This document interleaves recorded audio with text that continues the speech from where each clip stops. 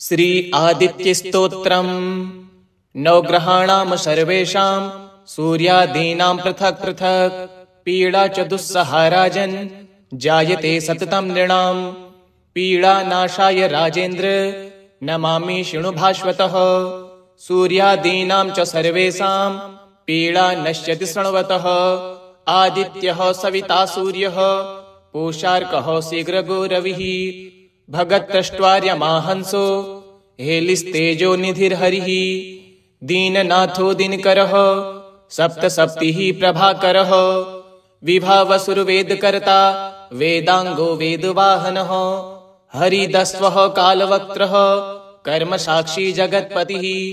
पद्मिनीबोधको भानुर्भास्करः करुणाकरः। द्वादशात्मा विश्वकर्मा लोहितांगस्तमोनुदः। जगन्नाथो रविन्दाक्षः कालात्मा कश्यपात्मजः। भूताश्रियो ग्रहपतिः सर्वलोकनमस्कृतः। जपाकुसुमशङ्काशो भास्वानदिति नन्दनः। ध्वान्तेऽप्सिंहः सर्वात्मा लोकनेत्रो विकर्तनः। मार्तण्डो मिहिरः सूरस्तपनो लोकतापनः। जगत्कर्ता जगत्साक्षी शनैश्चरपिता जयः। सहस्ररश्मिस्तरणिर्भगवान् भक्तवत्सलः। विवस्वानादिदेवस्य देवदेवो दिवाकरः। धन्वन्तरिर्व्याधिहर्ता दद्रो कुष्ठविनाशनः। चराचरात्मा मैत्रेयो मितो विष्णुर्विकर्तनः। लोकशोकापहर्ता च कमलाकर आत्मभुः। नारायणो महादेवो रुद्रः पुरुष ईश्वरः। जीवात्मा परमात्मा च सूक्ष्मात्मा सर्वतोमुखः। इन्द्रो नलो यमश्चैव नैर्यतो वरुणो नीलः। श्रीद ईशान इन्दुश्च भौमः सौम्यो गुरुः कविः। सौरिर्विदुन्तुदः केतुः कालः कालात्मको विभुः। सर्वदेवमयो देवः कृष्णः कामप्रदायकः। य एतन्नामभिर्मृत्यो भक्त्या स्तौति दिवाकरम्। सर्वपापविनिर्मुक्तः सर्वरोगविवर्जितः। पुत्रवान् धनवान् श्रीमान् जायते सनसंशयः। रविवारे पठेद्यस्तु नामान्येतानि भास्वतः। पीडा शान्तिर्भवेत् तस्य ग्रहाणां च विशेषतः। सद्यः सुखमवाप्नोति चायुर्दीर्घं च नीरुजम्। नवग्रहाणां सर्वेषां सूर्यादीनां पृथक् पृथक् पीडा च दुस्सहा राजन् जायते सततं नृणां। पीडानाशाय राजेन्द्र नमामि शृणु भास्वतः। सूर्यादीनां च सर्वेषां पीडा नश्यति शृण्वतः। आदित्यः सविता सूर्यः पूषार्कः शीघ्रगो रविः।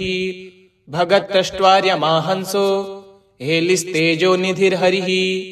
दीननाथो दिनकरः सप्तसप्तिः प्रभाकरः। विभावसुरवेदकर्ता वेदांगो वेदवाहनः। हरिदस्वः कालवक्त्रः कर्मसाक्षी जगत्पतिः। पद्मिनीबोधको भानुर्भास्करः करुणाकरः। द्वादशात्मा विश्वकर्मा लोहितांगस्तमोनुदः। जगन्नाथो रविन्दाक्षः कालात्मा कश्यपात्मजः। भूताश्रियो ग्रहपतिः सर्वलोकनमस्कृतः। जपाकुसुमशङ्काशो भास्वानदिति नन्दनः। ध्वान्तेऽप्सिंहः सर्वात्मा लोकनेत्रो विकर्तनः। मार्तण्डो मिहिरः सूरस्तपनो लोकतापनः। जगत्कर्ता जगत्साक्षी शनैश्चरपिता जयः। सहस्ररश्मिस्तरणिर्भगवान् भक्तवत्सलः। विवस्वानादिदेवस्य देवदेवो दिवाकरः। धन्वन्तरिर्व्याधिहर्ता दद्रो कुष्ठविनाशनः। चराचरात्मा मैत्रेयो मितो विष्णुर्विकर्तनः। लोकशोकापहर्ता च कमलाकर आत्मभुः। नारायणो महादेवो रुद्रः पुरुष ईश्वरः। जीवात्मा परमात्मा च सूक्ष्मात्मा सर्वतोमुखः। इन्द्रो नलो यमश्चैव नैर्यतो वरुणो नीलः। श्रीद ईशान इन्दुश्च भौमः सौम्यो गुरुः कविः सौरिर्विदुन्तुदः केतुः कालः कालात्मको विभुः सर्वदेवमयो देवः कृष्णः कामप्रदायकः य एतन्नामभिर्मृत्यो भक्त्या स्तौति दिवाकरम् सर्वपापविनिर्मुक्तः सर्वरोगविवर्जितः पुत्रवान् धनवान् श्रीमान् जायते सन संशयः रविवारे पठेद्यस्तु नामान्येतानि भास्वतः पीडा शान्तिर्भवेत् तस्य ग्रहाणां च विशेषतः सद्यः सुखमवाप्नोति चायुर्दीर्घं च नीरुजम् नवग्रहाणां सर्वेषां सूर्यादीनां पृथक् पृथक् पीडा च दुस्सहा राजन् जायते सततं नृणाम् पीडानाशाय राजेन्द्र नमामि शृणु भास्वतः सूर्यादीनां च सर्वेषां पीडा नश्यति शृण्वतः आदित्यः सविता सूर्यः पूषार्कः शीघ्रगो रविः भगत्तष्ट्वार्यमाहंसो हेलिस्तेजो निधिर्हरिः दीननाथो दिनकरः सप्तसप्तिः प्रभाकरः विभावसुरवेदकर्ता वेदांगो वेदवाहनः हरिदस्वः कालवक्त्रः कर्मसाक्षी जगत्पतिः पद्मिनीबोधको भानुर्भास्करः करुणाकरः द्वादशात्मा विश्वकर्मा लोहितांगस्तमोनुदः जगन्नाथो रविन्दाक्षः कालात्मा कश्यपात्मजः भूताश्रियो गृहपतिः सर्वलोकनमस्कृतः जपाकुसुमशङ्काशो भास्वानदिति नन्दनः ध्वान्तेऽप्सिंहः सर्वात्मा लोकनेत्रो विकर्तनः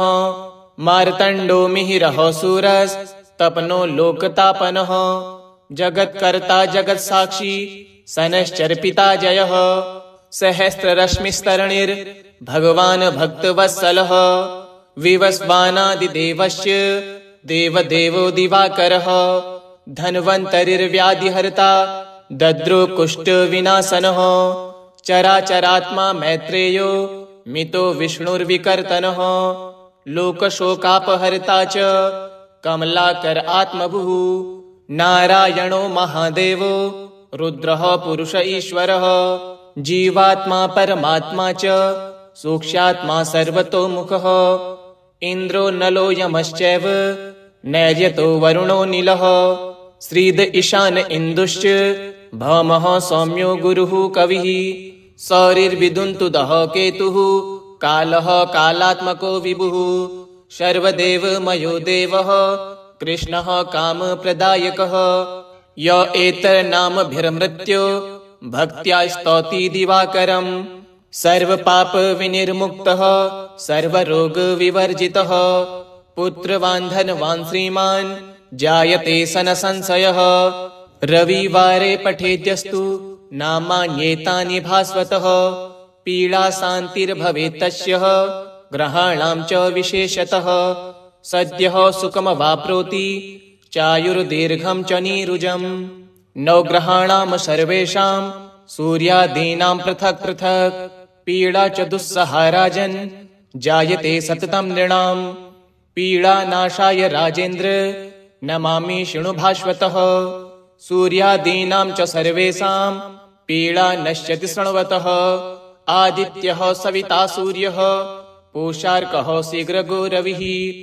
भगत्तष्ट्वार्यमाहंसो हेलिस्तेजो निधिर्हरिः दीननाथो दिनकरः सप्तसप्तिः प्रभाकरः विभावसुरवेदकर्ता वेदांगो वेदवाहनः हरिदस्वः कालवक्त्रः कर्मसाक्षी जगत्पतिः पद्मिनीबोधको भानुर्भास्करः करुणाकरः द्वादशात्मा विश्वकर्मा लोहितांगस्तमोनुदः जगन्नाथो रविन्दाक्षः कालात्मा कश्यपात्मजः भूताश्रियो गृहपतिः सर्वलोकनमस्कृतः जपाकुसुमशङ्काशो भास्वानदिति नन्दनः ध्वान्तेऽप्सिंहः सर्वात्मा लोकनेत्रो विकर्तनः मार्तण्डो मिहिरः सूरस्तपनो लोकतापनः जगत्कर्ता जगत्साक्षी सनश्चर्पिता जयः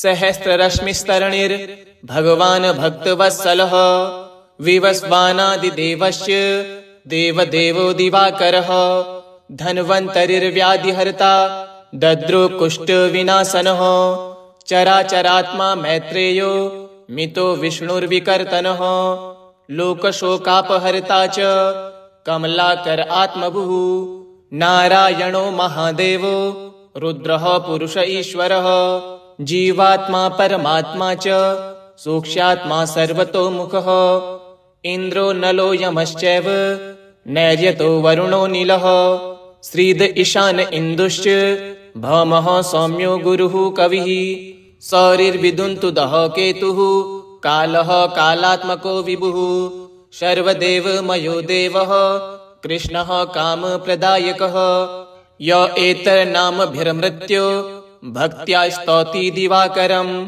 सर्वपापविनिर्मुक्तः सर्वरोगविवर्जितः पुत्रवान् धनवान् श्रीमान् जायते सन संशयः रविवारे पठेद्यस्तु नामान्येतानि भास्वतः पीडा शान्तिर्भवेत् तस्य ग्रहाणां च विशेषतः सद्यः सुखमवाप्नोति चायुर्दीर्घं च नीरुजम् नवग्रहाणां सर्वेषां सूर्यादीनां पृथक् पृथक् पीडा च दुस्सहा राजन् जायते सततं नृणाम् पीडानाशाय राजेन्द्र नमामि शृणु भास्वतः सूर्यादीनां च सर्वेषां पीडा नश्यति शृण्वतः आदित्यः सविता सूर्यः पूषार्कः शीघ्रगो रविः भगत्तष्ट्वार्यमाहंसो हेलिस्तेजो निधिर्हरिः दीननाथो दिनकरः सप्तसप्तिः प्रभाकरः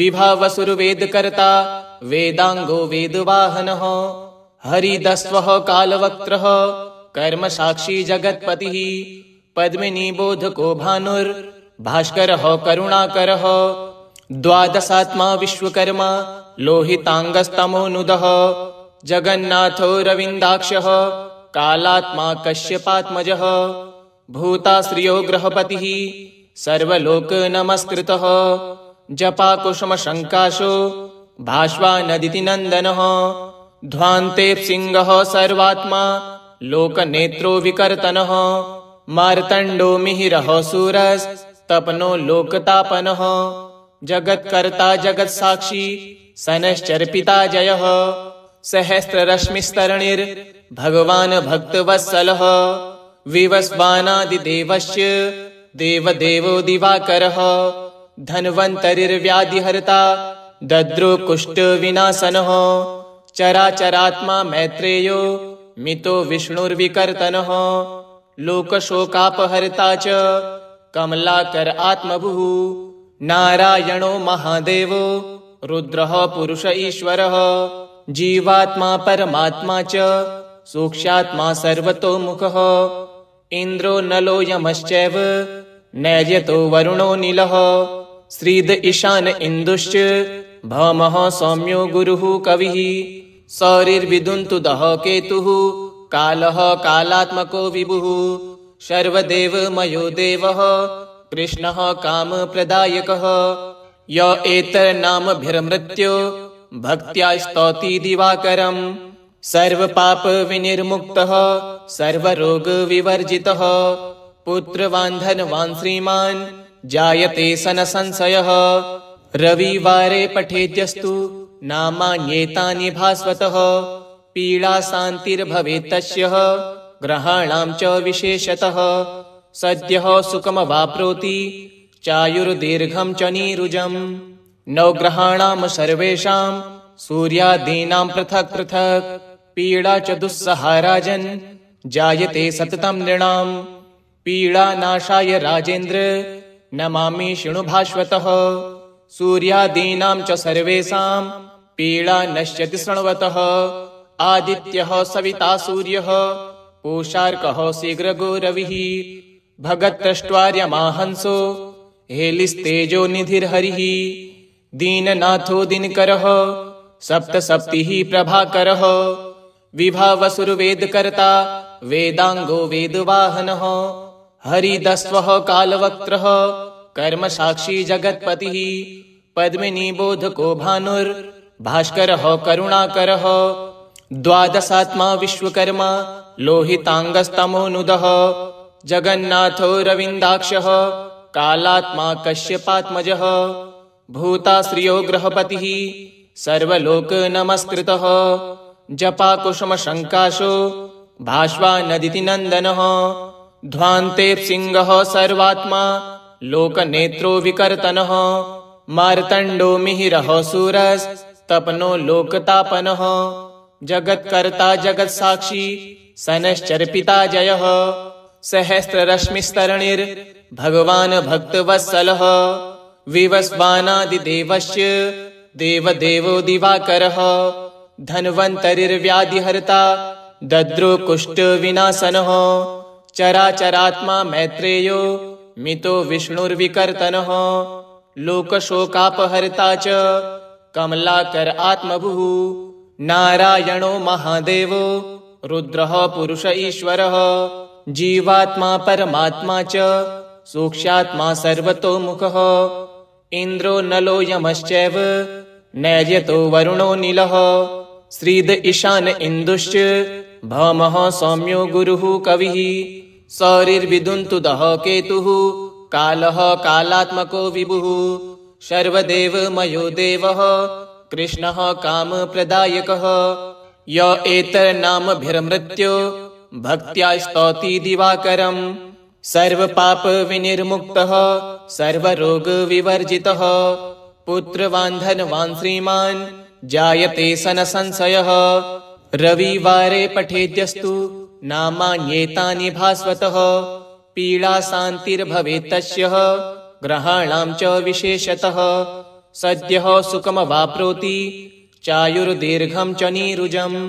नवग्रहाणां सर्वेषां सूर्यादीनां पृथक् पृथक् पीडा च दुस्सहा राजन् जायते सततं नृणाम् पीडानाशाय राजेन्द्र नमामि शृणु भास्वतः सूर्यादीनां च सर्वेषां पीडा नश्यति शृण्वतः आदित्यः सविता सूर्यः पूषार्कः शीघ्रगो रविः भगत्तष्ट्वार्यमाहंसो हेलिस्तेजो निधिर्हरिः दीननाथो दिनकरः सप्तसप्तिः प्रभाकरः विभावसुरवेदकर्ता वेदांगो वेदवाहनः हरिदस्वः कालवक्त्रः कर्मसाक्षी जगत्पतिः पद्मिनी बोधको भानुर्भास्करः करुणाकरः द्वादशात्मा विश्वकर्मा लोहितांगस्तमोनुदः जगन्नाथो रविन्दाक्षः कालात्मा कश्यपात्मजः भूताश्रियो गृहपतिः सर्वलोक नमस्कृतः जपाकुसुमशङ्काशो भास्वानदिति नन्दनः ध्वान्तेप्सिंहः सर्वात्मा लोकनेत्रो विकर्तनः मार्तण्डो मिहिरः सूरस्तपनो लोकतापनः जगत्कर्ता जगत्साक्षी सनश्चर्पिता जयः सहस्ररश्मिस्तरणिर्भगवान् भक्तवत्सलः विवस्वानादिदेवस्य देवदेवो दिवाकरः धन्वन्तरिर्व्याधिहर्ता दद्रो कुष्ठविनाशनः चराचरात्मा मैत्रेयो मितो विष्णुर्विकर्तनः लोकशोकापहर्ता च कमलाकर आत्मभुः नारायणो महादेवो रुद्रः पुरुष ईश्वरः जीवात्मा परमात्मा च सूक्ष्मात्मा सर्वतोमुखः इन्द्रो नलो यमश्चैव नैर्यतो वरुणो नीलः श्रीद ईशान इन्दुश्च भौमः सौम्यो गुरुः कविः सौरिर्विदुन्तुदः केतुः कालः कालात्मको विभुः सर्वदेवमयो देवः कृष्णः कामप्रदायकः य एतन्नामभिर्मृत्यो भक्त्या स्तौति दिवाकरम् सर्वपापविनिर्मुक्तः सर्वरोगविवर्जितः पुत्रवान् धनवान् श्रीमान् जायते सनसंशयः रविवारे पठेद्यस्तु नामान्येतानि भास्वतः पीडाशान्तिर्भवेत् तस्य ग्रहाणां च विशेषतः सद्यः सुखमवाप्नोति चायुर्दीर्घं च नीरुजम् नवग्रहाणां सर्वेषां सूर्यादीनां पृथक् पृथक् पीडा च दुस्सहा राजन् जायते सततं नृणाम् पीडानाशाय राजेन्द्र नमामि शृणु भास्वतः सूर्यादीनां च सर्वेषां पीडा नश्यति शृण्वतः आदित्यः सविता सूर्यः पूषार्कः शीघ्रगो रविः भगत्तष्ट्वार्यमाहंसो हेलिस्तेजो निधिर्हरिः दीननाथो दिनकरः सप्तसप्तिः प्रभाकरः विभावसुरवेदकर्ता वेदांगो वेदवाहनः हरिदस्वः कालवक्त्रः कर्मसाक्षी जगत्पतिः पद्मिनीबोधको भानुर्भास्करः करुणाकरः द्वादशात्मा विश्वकर्मा लोहितांगस्तमोनुदः जगन्नाथो रविन्दाक्षः कालात्मा कश्यपात्मजः भूताश्रियो ग्रहपतिः सर्वलोकनमस्कृतः जपाकुसुमशङ्काशो भास्वानदिति नन्दनः ध्वान्तेप्सिंहः सर्वात्मा लोकनेत्रो विकर्तनः मार्तण्डो मिहिरः सूरस्तपनो लोकतापनः जगत्कर्ता जगत्साक्षी सनश्चर्पिता जयः सहस्ररश्मिस्तरणिर्भगवान् भक्तवत्सलः विवस्वानादिदेवस्य देवदेवो दिवाकरः धन्वन्तरिर्व्याधिहर्ता दद्रो कुष्ठविनाशनः चराचरात्मा मैत्रेयो मितो विष्णुर्विकर्तनः लोकशोकापहर्ता च कमलाकर आत्मभुः नारायणो महादेवो रुद्रः पुरुष ईश्वरः जीवात्मा परमात्मा च सूक्ष्मात्मा सर्वतोमुखः इन्द्रो नलो यमश्चैव नैर्यतो वरुणो नीलः श्रीद ईशान इन्दुश्च भौमः सौम्यो गुरुः कविः सौरिर्विदुन्तुदः केतुः कालः कालात्मको विभुः सर्वदेवमयो देवः कृष्णः कामप्रदायकः य एतन्नामभिर्मृत्यो भक्त्या स्तौति दिवाकरम् सर्वपापविनिर्मुक्तः सर्वरोगविवर्जितः पुत्रवान् धनवान् श्रीमान् जायते सन संशयः रविवारे पठेद्यस्तु नामान्येतानि भास्वतः पीडा शान्तिर्भवेत् तस्य ग्रहाणां च विशेषतः सद्यः सुखमवाप्नोति चायुर्दीर्घं च नीरुजम् नवग्रहाणां सर्वेषां सूर्यादीनां पृथक् पृथक् पीडा च दुस्सहा राजन् जायते सततं नृणाम् पीडानाशाय राजेन्द्र नमामि शृणु भास्वतः सूर्यादीनां च सर्वेषां पीडा नश्यति शृण्वतः आदित्यः सविता सूर्यः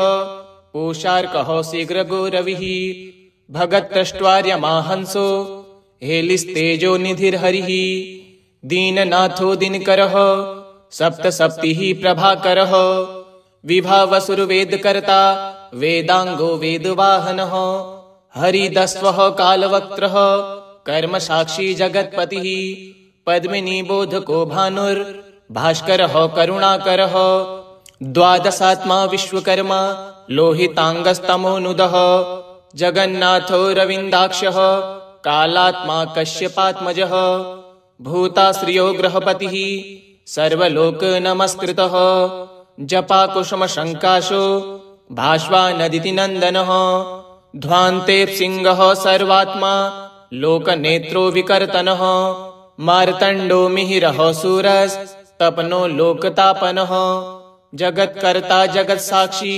सनश्चर्पिता जयः सहस्ररश्मिस्तरणिर्भगवान् भक्तवत्सलः विवस्वानादिदेवस्य देवदेवो दिवाकरः धन्वन्तरिर्व्याधिहर्ता दद्रो कुष्ठविनाशनः चराचरात्मा मैत्रेयो मितो विष्णुर्विकर्तनः लोकशोकापहर्ता च कमलाकर आत्मभुः नारायणो महादेवो रुद्रः पुरुष ईश्वरः जीवात्मा परमात्मा च सूक्ष्मात्मा सर्वतोमुखः इन्द्रो नलो यमश्चैव नैर्यतो वरुणो नीलः श्रीद ईशान इन्दुश्च भौमः सौम्यो गुरुः कविः सौरिर्विदुन्तुदः केतुः कालः कालात्मको विभुः सर्वदेवमयो देवः कृष्णः कामप्रदायकः य एतन्नामभिर्मृत्यो